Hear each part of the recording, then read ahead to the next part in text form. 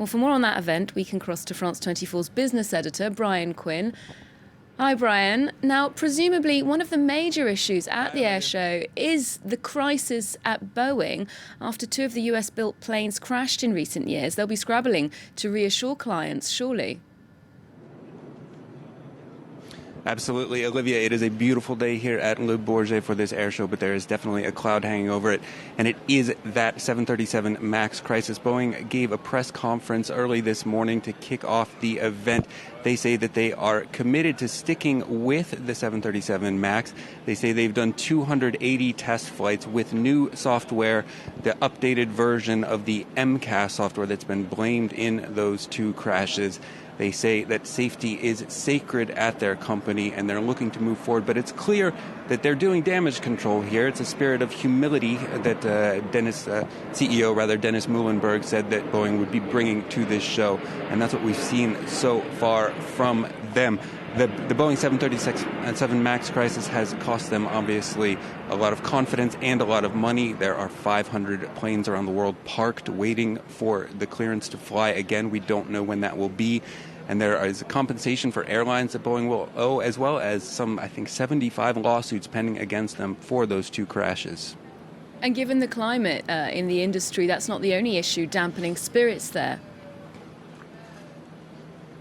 No, that's very true. There's also, of course, the U.S.-China trade war and a slowdown in global growth associated with that trade war.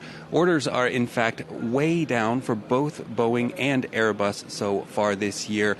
Boeing, I don't think, has taken any orders in the past 2 months, and in the first 3 months of the year, their orders were something of an order like half of what they had seen in the previous year. Airbus has seen cancellations so far this year that have actually put it into the negative in terms of total orders for 2019. Now, the industry trade body IATA says profits overall for the industry are set to fall by $7 billion this year, largely as a result of those trade tensions and global growth slowdown. Of course, so far that's mostly in the cargo segment of the industry, the trade conflict hitting mostly shipping and cargo. But if GDP growth slows as it has been, that's going to start hitting passenger figures too. Well, let's try and look at the upside then. In terms of innovation, new products entering the market, how's the industry trying to bounce back? Well, obviously, the climate crisis is being a big driver of innovation at this air show, and I think we're going to see a lot in the way of electrics and hybrids coming out now.